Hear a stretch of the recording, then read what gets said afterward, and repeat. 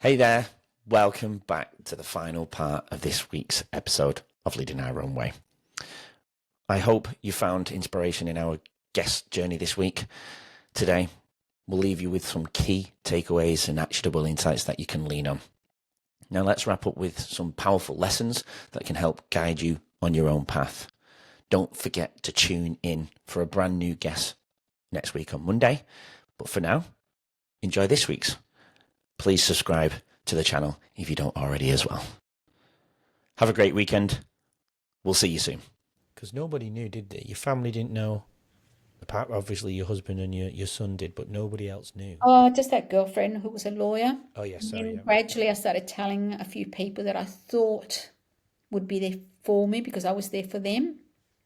So you lost those people that you Yeah. told? But they weren't real friends. They were only hangers-on. My real friends, once I found out, they're still around. Because So they how know long that before? wasn't like me. Say again, sorry. They knew that wasn't me. Yeah, your true character, yeah. So when did you find out before your trial then? Was it days, was it weeks, was it months? I'm just trying to remember. Sorry, it's such a... No, it's okay. Take your time. I know we didn't find out the judge until the day before. And I know I got a phone call from my barrister and she said, oh, somebody's looking after you because your judge is really good.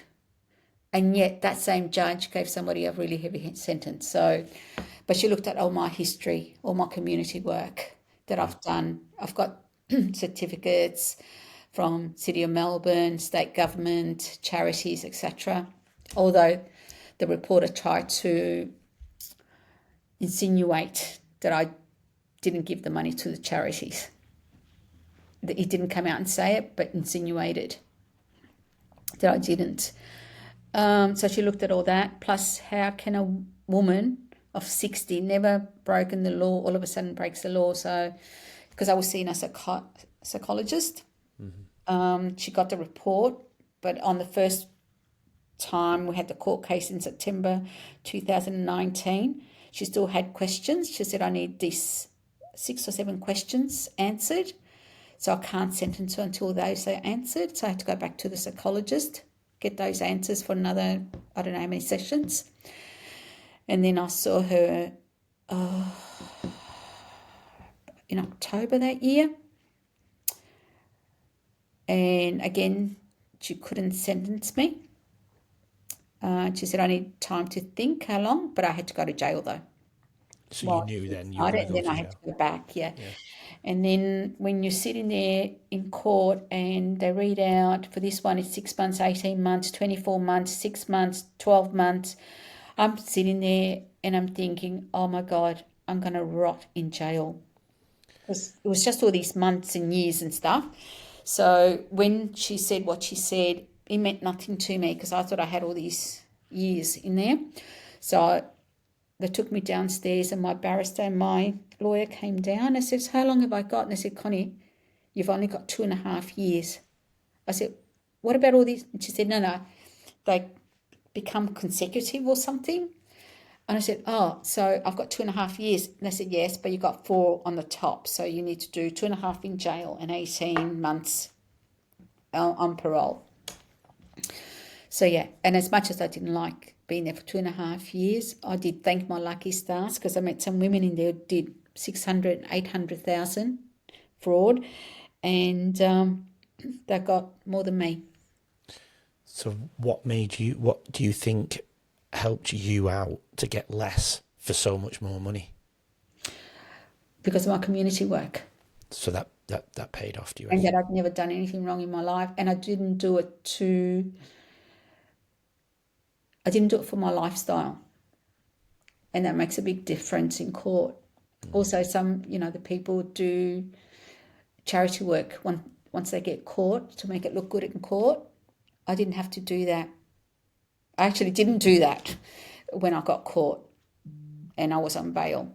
Yeah. I actually stopped doing all that. What were some of the questions that she needed answered that you mentioned? Look, I can't remember. I do have the report somewhere from the psychologist, etc., which I need to look at to put in bits and pieces in my book. I honestly can't remember. It, But it had to do with my childhood. yeah, yeah. It must have been hard knowing you were going to jail after you already experienced a night in jail as well. Yeah. I mean, because you painted that picture of that one night, and it's been over a year since you've done that night, Mm. and now you know you're going to go to something the same, if not worse, for 2.5 years. Was it the same? Was it worse? Was it better than that jail? Was it the same jail? It was the same jail because Okay. Victoria's only got two jails. One is the high security one, which you Yeah. have to go to. All right. And then if you behave and all that, and towards the end of your sentence, they send you to the low security one, which is in the country. And did you go to that one? I did after 5 weeks, and I got bullied badly there. Oh, so it was worse at the low security. So you're better off at the high security. Did you actually miss it? I tried to make the most of it, what I could, but unfortunately, like I said to you, women got longer than me for less, Yeah. and they didn't like that. And the officers there had a very, sorry, country mentality. They caused a lot of problems.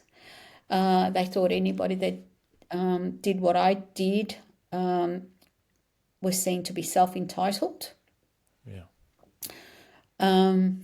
I was also on the committee there to represent the prisoners, and I was very outspoken in the sense that if you're a prisoner and you bring an issue to me, I'll take it to the committee. They didn't like that. The tiger was on your back after your Oh time. yeah, and then after being there for 12 months, I think this was orchestrated by the officers themselves. The two women went around saying that I was a police informer, Oh, and they then thought you were on the inside. they thought I was a police informer, but I think the officers wanted me back out of there because I was asking too many questions. And once they start saying that, they lock you away for your own safety, supposedly. And instead of sending those two women back to high security, they sent me back. When they sent me back, I was locked up for 16 nights, 24/7, Why? for my own safety while they investigate. Investigated the other officers or investigate No, you? investigated to make sure that I wasn't going to be harmed. Because if you're a police informer, they have to isolate you. And what does it mean to be a police informer? As in, you're telling the police things, or they've hired you to do the work for them? Yeah, basically, you dobbing people. And I said, why, honestly, if you're a police informer, you do it outside so you get less sentence. It's not going to change my sentence. I don't understand the logic. Yeah. And what do I know about you guys that I would be able to tell them to get you more years? Honestly, I don't know. Yeah. 'Cause I kept to myself anyway. I studied in there, I worked, I sewed. I would do anything to just keep busy because the Yeah. days just dragged. I think that would have been the slowest 2.5 years. Over here, when out here the week just flies. In there it was just dragging and dragging and dragging. And when I was in there in COVID, so basically everything stopped. I couldn't see my family for whatever months. Mr. Andrews shut the state down. We didn't get programs, we didn't get education, we didn't get counselling. So What was those 16 days like? Was it a closed room with no light for 16 days, or? it's a small cell. You got the toilet in there, a shower, and one of those plastic beds. That's what you get for 2.5. The time you were in jail, you get the worst mattress you could ever think of. Those hospital, thin mattresses, plastic or rubber, and they really do your back in. Um, and the cell, it doesn't matter how much you clean it, it's dirty. There's not much. The desk, it's got so much grime on it, you can't even scrub it.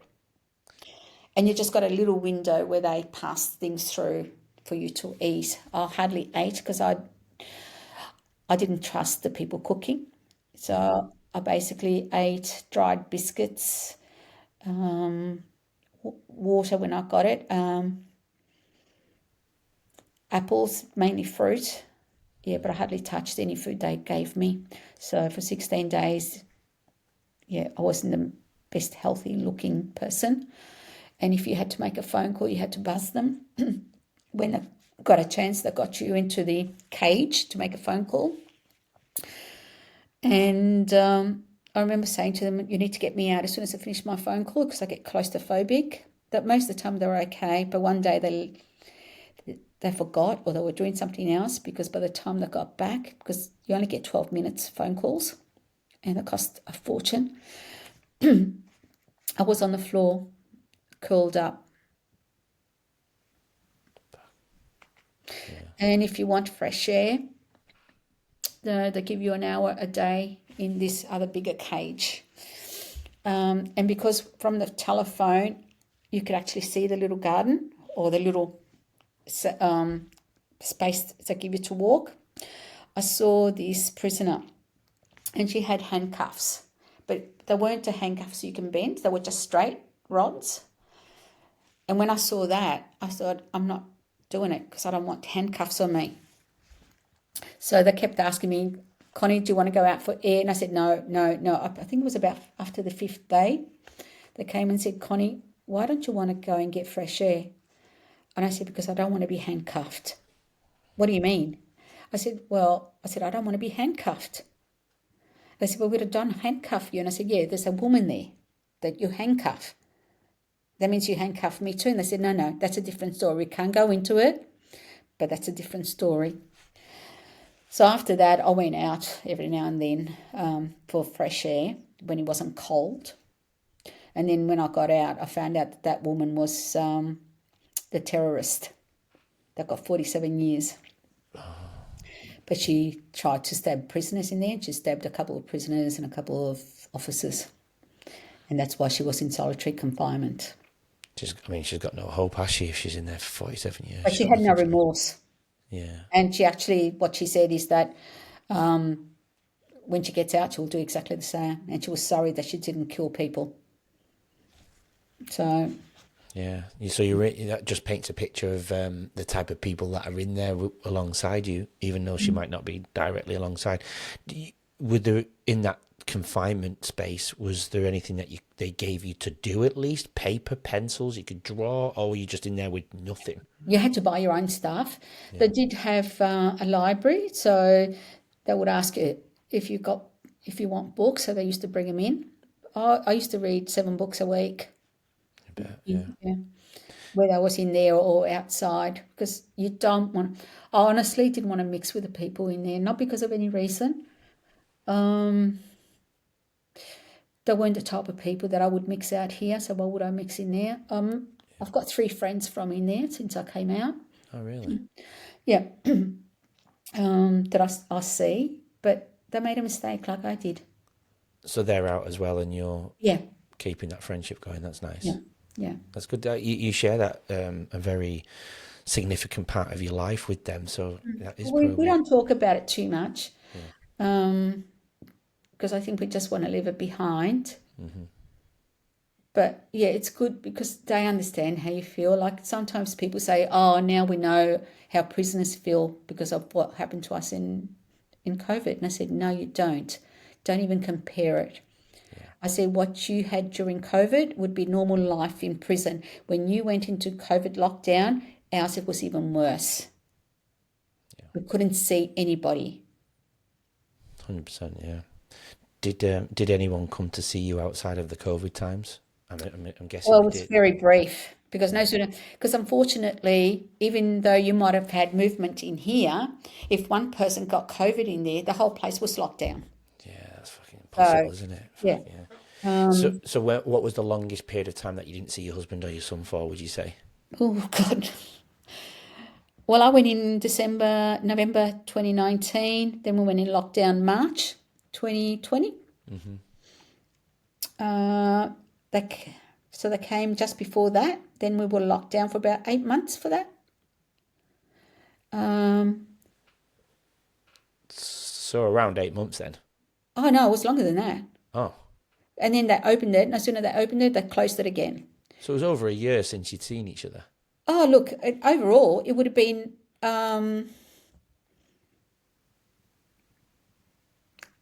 Would have been almost 2 years, on and off. Jesus. So before we get to your future plans and close the episode down, I want to talk about a couple of scenarios in jail that you shared with me. Bullying in jail. Did you experience any bullying in jail? Oh, I did. That was the low security one. It was terrible. Like I said to you, it was the women that were jealous of my sentence, but it was also the officers didn't make life easy either. Yeah, I remember an example that you share with me in particular. I think that's important that you share that one because it paints a picture of what you had to deal with people that you think would be supposedly looking after you, or just at least there to, just make sure you're safe. I suppose, I don't know. Yeah, I really think that one should be shut down. One, they don't have enough programs. They've got a little farm with a couple of animals where they pick and choose who they want to work on the farm. I didn't want to work on the farm anyway because that's not me. But, there was I think it was the first time too in my life. I'm short, but I've never been called a short ass. But in there, the officers, that's what they were calling me. Terrible. Then when I worked in the kitchen at Dame Villas, I remember getting into trouble because I used to cook. There were 3 different types of meals, and I used to do 2 types, which was about between 120 and 150 women that we had to feed, and the other lot did the other half. And I remember this officer coming to me and saying, Connie, you need to make soup out of this broccoli. And just the stench from the broccoli was horrendous. They were off, right? I said, but they're off. She said, no, they're fine to do soup. And I said, I'm not doing it. I said, I would not eat that, and I'm not giving it to the other women either. She said, no, you leave them there and I'll do it myself. And I said, okay, fine. But the stench was so awful that 2 other officers walked past and they said, Connie, what's that stench? And I said, that's those broccoli. And they said, well, throw them out. And I said, I was told not to. Who told you? So I told them. And they said, no, throw them out. And I said, well, I'm not doing it. I said, you guys got to do it. So they took them to the rubbish. The other officer who wanted the soup made came back. She said, where's those broccoli? And I said, oh, the other 2 officers threw them out. She goes, what gave them the right? They said, well, they were off. She said, well, they're not chefs. I'm a chef. And I said, well, if you're a chef, I said, you should know you shouldn't be feeding that food to anybody, not even pigs. So she went rummaging through the rubbish bin. Luckily, she didn't find them because otherwise the women would have got that. But let me tell you one thing. They say that prisoners cost Victorians about $135,000 per annum. That's not to the prisoners. Because the officers get the best food in there at our expense. And the prisoners get the shittiest food. You guys wouldn't have made the officers' lunch, would they? Or would they have? Oh, you would? Mm-hmm. Steaks, salmon, whatever. They got the best of everything. And they were locked away. So, and unfortunately, there was a lot of thieving because a lot of the girls wanted to work in the kitchen because they could take stuff. So as soon as you got caught stealing stuff, well, basically you got taken off from the kitchen. But that good food was all for the officers and the cafe that the prisoners' mates or family could come and buy it. But most of the time that was shut down, so it was mainly for the officers. We used to cook meals for the officers to buy to take home to feed a family for about $20. Best meals. And the poor prisoners, let me tell you what they got for breakfast. Very minimal. A little bit of milk, some cornflakes, maybe an apple, if you're lucky. And then at lunch they'd get this one roll, stale, with a couple of lettuce, maybe some cold meat. And that was their lunch. And then at dinner, you get a little thing of food. And let me tell you, a lot of the women in there got bigger and bigger because they bought junk food. So you had different types of prisoners, poor prisoners, richer prisoners. Is that a thing? Did they have money that they would spend more money on things, resources? Look, your family was allowed to put $150 a month into your account, Yeah. and plus what you worked. You started off on $6.95 per day, then you went to $7.95, and then the highest was $8.95 a day. But you had to work for that money. Now, it depends whether you spent it on junk food. I did spend money, but it was mainly on toiletries. I would treat myself to maybe a block of chocolate or some Tim Tams or something, but I saved. When I came out, I had just over $3,000 to come out with. Oh, right. Yeah. Wow. But a lot of women didn't get that because they spent it on junk food. So they'd have normal junk food come in, like a like a Oh, the takeaway. canteen, yeah, you could buy junk food and it was quite expensive. You mean like McDonald's? No, junk food is in chocolates, Oh, ice sorry. cream, soft drinks. The Sorry. amount of Cokes, that junk food. Yeah. Yeah, sorry, No, we sorry, didn't sorry. get McDonald's. No, no, no. That might have been a silly question. I just didn't not fully understanding the picture. No, Yeah. canteen, it was mainly dry food. It wasn't anything to do with, yeah.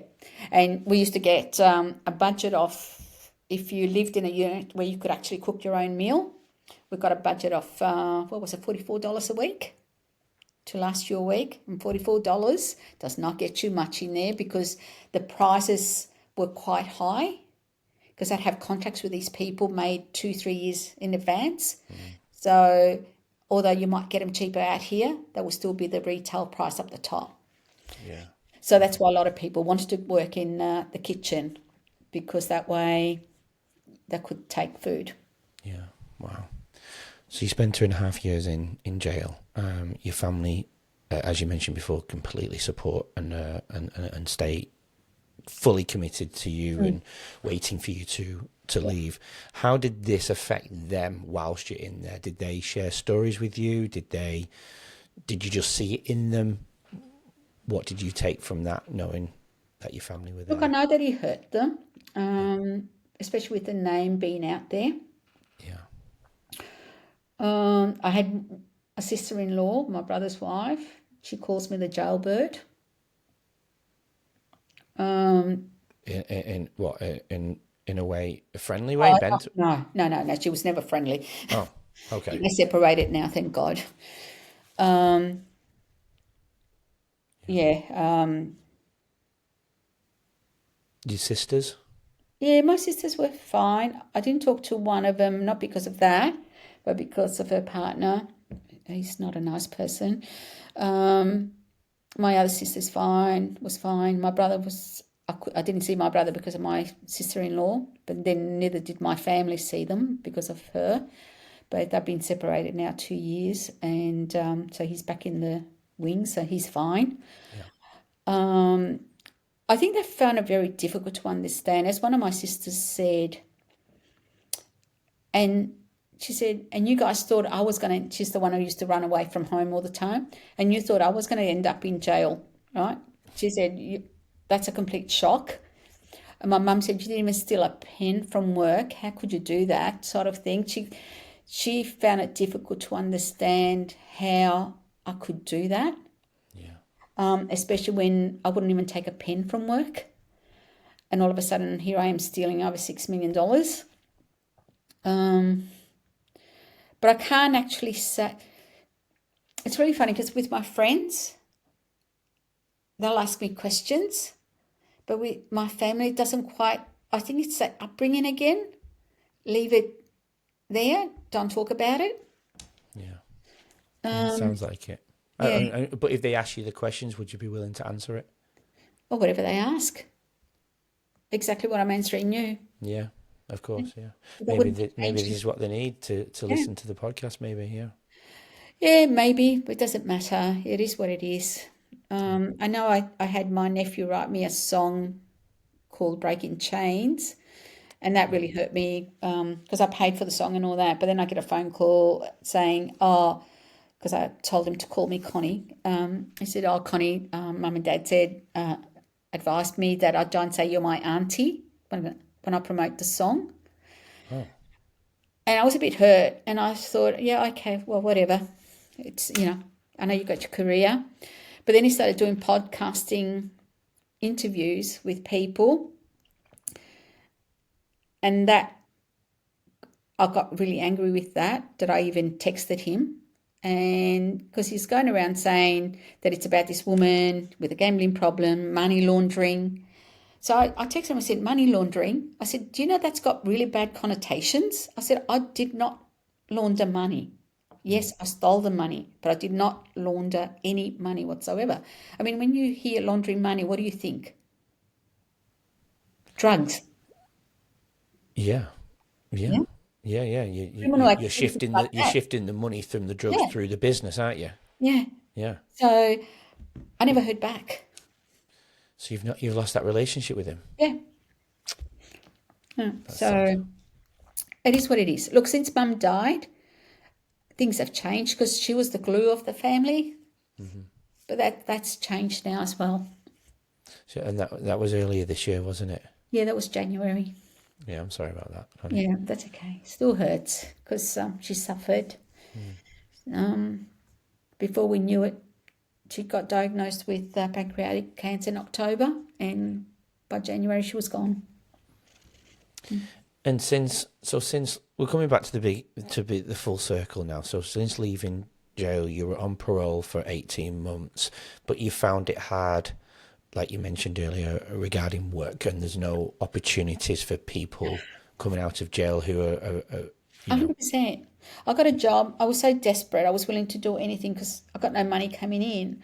So I applied to hand out pamphlets for the state government, the last state election. So I got the job. So I was really excited. I thought at least I get out, earn some money. They sent me the training manuals, etc. Within 3 days of getting the training manual, I got a phone call from the supervisor asking me what my criminal record was all about because you have to tick. And I'm always upfront and honest.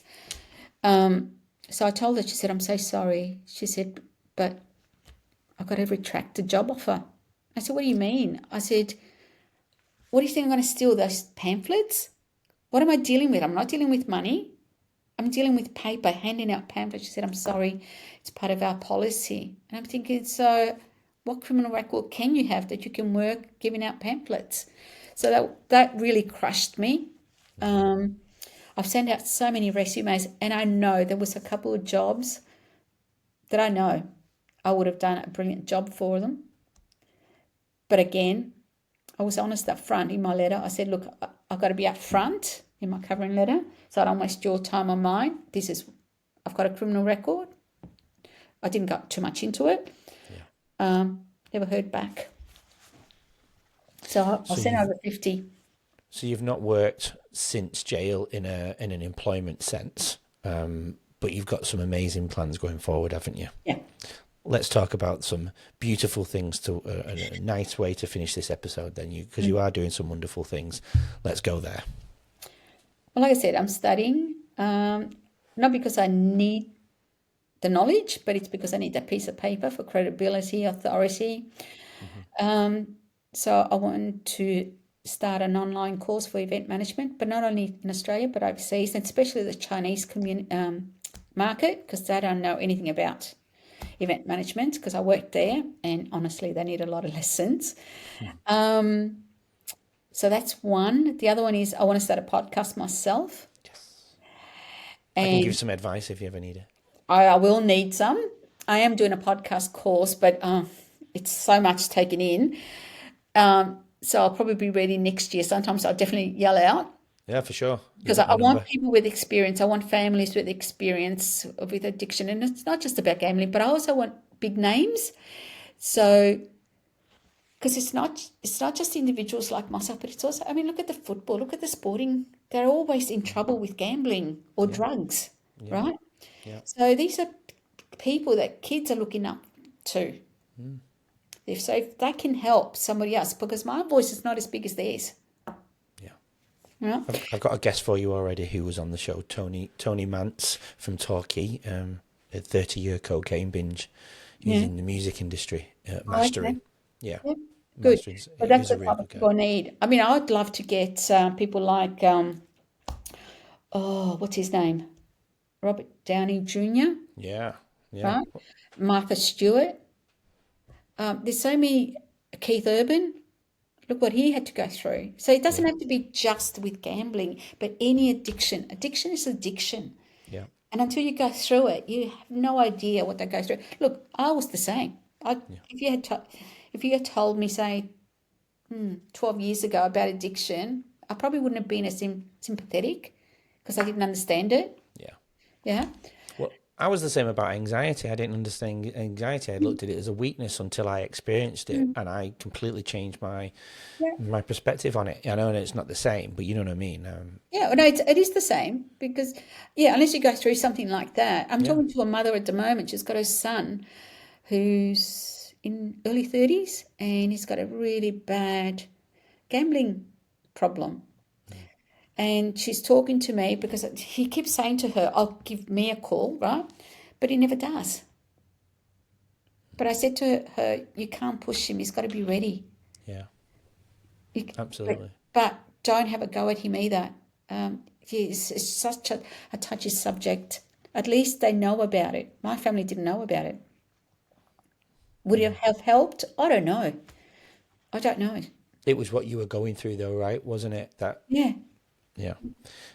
So you and you've got the book obviously to look forward to. I Yeah. think that'll be quite powerful. You know, somebody said to me about writing my journey down in You my should. trauma. Well, I did. That's why it was in the book, and it was the most powerful thing. So if you can work through these chapters that you're struggling with, I think it'll be so powerful. And hopefully, the words today have been powerful for you as well. And Yeah. but you are an open book, and I think you've probably shared this many times, haven't you? Maybe, but I appreciate that you're doing Probably that this is today. the longest one. Yeah, I go deep. I've been told that before, but Yeah. I've had messages weeks and months later when it's published, and they've said, you know, it's the most powerful thing that they've ever done, and it saved their life even, and that's just means the world to me. That's But good. I think these stories need value, and these stories don't get run out in an hour. No. They really don't, and people do need to dive deep into the ins and outs of the feelings, the days, the minutes, and because I want people to be able to take pieces away from you. Because guess what? There'll be out people listening who are Yeah. going through addiction. Unfortunately, too many. Say again. Too many. Yeah, and it's there, isn't it? And we need to, like you said before, how many people are going through how many services in Australia? It's on every sport bet channel. You know, bet here, 100%. bet Fred, or whatever you call them, you know, it's 100%. everywhere. And now you get free bets. Do you know what? I got banned from going to the casino both here in Melbourne and the Star in Sydney. I did it myself in the Crown here, not to go to the pokie place, but now they banned me from going through the whole place. And yet I still get text messages encouraging me to go. Work that one out, Yeah. right? So you're banning me from coming to your program, but you're still texting me. You should sue them. I just give up. You know, and going to the sporting, because I'm not a sporting person myself, I've already said. Yeah. But you know, even my young boy when he was going, he goes, "Mum, you know what the odds are?" And I said, "Well," and he can't understand why it's allowed, Yeah. right? So if you were to go back to the Crown Casino now, they would recognise you. I have no idea. Crazy, isn't it? Wow. But So you're officially banned from the Crown Casino now. well, I've banned myself. Oh right. Okay. I self-excluded Oh, sorry. from the gaming. Yes, of course. Oh Now yeah, they have absolutely. banned me from everything. For example, with my university course, one of them was to do a venue inspection of the Crown. I had to pull myself out because I'm not allowed to go in there. Yeah. Now, how dare it's like when I first came out of jail, I had a $3,000 check, like I told you. I went and opened up an account at the Westpac. Within 5 days, they closed it. So then I went to another bank, and that was fine. But as soon as I gave the old bank, Westpac, where to put the money in, within a month, the new bank closed my account. So I can't even open up accounts. So you don't have a bank account right now? I do now, but how long is that going to stay? I'm always thinking, when are they closing it? But they've not yet. Not yet, because when the new bank had to give me money, They wanted the bank account. I didn't even give it. It wasn't that much to worry about. It was only about $10. Yeah. And I thought, you're not getting my new bank account numbers. Yeah. So, and I'm not going to, but I can't get credit. I don't have much money in there whatsoever, so I'm living off my husband. I've taken whatever super I had to try because the house was falling apart. Yeah, it really makes it hard, and that's why I want to get on the TED Talk to talk to employers, give people like myself.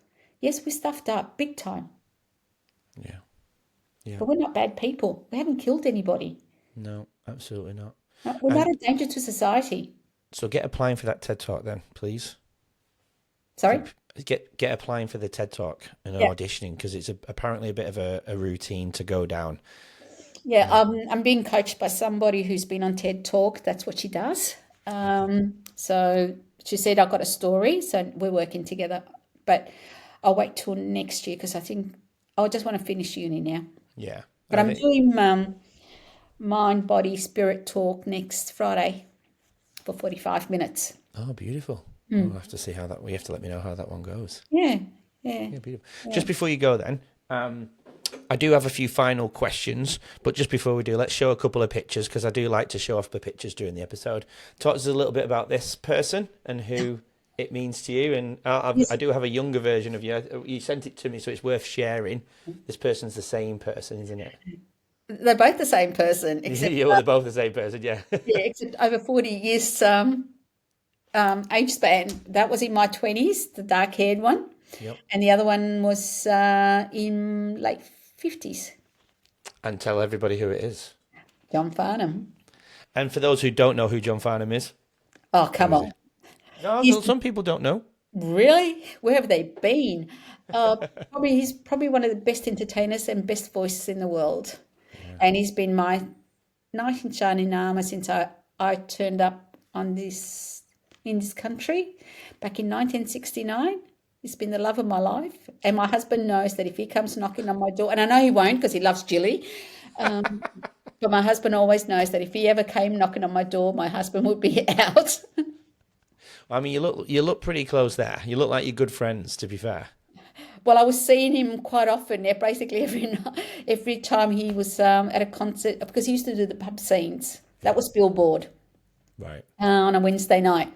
But I was always there. Where did he grow up? Dandenong. No, right. That way, yeah. I did not know that. Yeah, because he was born in Dangenham, whatever it's called, in London. Yeah. And he came out to Australia when he was 10. No way. Did not know that about him. Yeah. What else do you want to know? I can tell you whatever you like. I'm sure we could do a whole episode on that, it seems. Yeah, I was see it in your eyes. Up until the end. Because in my book, I think the first, I don't know how many chapters, it's all about him. Oh, is it? Well, he was my, like I said, he was my safe place. He was my light in my dark times. So, yeah. Was he there for you? Was he there for you during those times, or? We're not really friends. I was a fan, and he had so many fans. But, I mean, you say you weren't really a friend, but you've got 2 pictures with him. Not many people get 2 pictures with him. I would have had more, except in those days we didn't have mobile phones. Yeah, you had to take these big cameras. I remember one night at Billboard, Peter Allen turned up, and he went on stage with John. So luckily I took my cameras. I took all these photos. I don't have those photos because I gave them to John the following week. So he was talk like he's your friend. It's unbelievable. Yeah. And I went and saw when he had his wife had the first child, Robert. So I went to hospital to see both of them. Yeah, I was one of the first ones to know that Robert was born. Sorry, that's not just a fun thing. That I'm sorry. I don't care what you say. Yeah, but anyway, that's a big story. I've had the biggest crush on him and always will, and I'm just so sorry that he's going through what he's going through. So my story is nothing compared to what he's going through, poor guy. Everyone's got a journey, and every journey is worth sharing. Yeah. And, we wish him all the best. So, with the 2 final questions, then, if somebody can relate to your story, whether it's through addiction, whether it's through being in jail, or whether it's money in some shape or form, what piece of advice can you give to these people that might be suffering in the way you've suffered? Find somebody you can confide in. You need the one person at least. And if you can't find a person, there are programs you can go to. There are organisations, whether it's Gamblers Help, whether it's the Drug Addictions, Headspace, Beyond Blue. There's people there to help you, but you need to reach out. Yeah, beautiful. Yeah, don't be proud. There's no shame in admitting you've got an issue, you've got a problem. Yeah. And that's my stupidity. That's what I did. Great piece of advice. It's fairly obvious. The answer this usually get answered and painted through the journey of the podcast. But if you could put it into one quick sentence, what do you think your purpose is in life now? I think my purpose in life now is to try and help others to admit they have an issue and ask for help. Beautiful. Great way to finish the podcast. I'm sorry that we went for 2 hours and 45 minutes. I didn't think we were going to go this. I didn't think we were going to go with this long, to be fair, but your journey needs to be told in the right Thanks, way. Andrew. I appreciate it.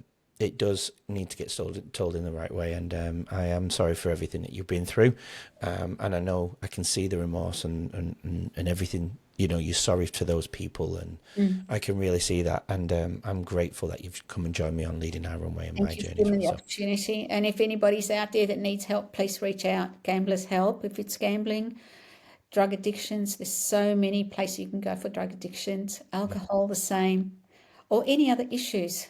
Absolutely. Domestic violence. And if you're a male in a domestic violence situation, please reach out. Don't hold back.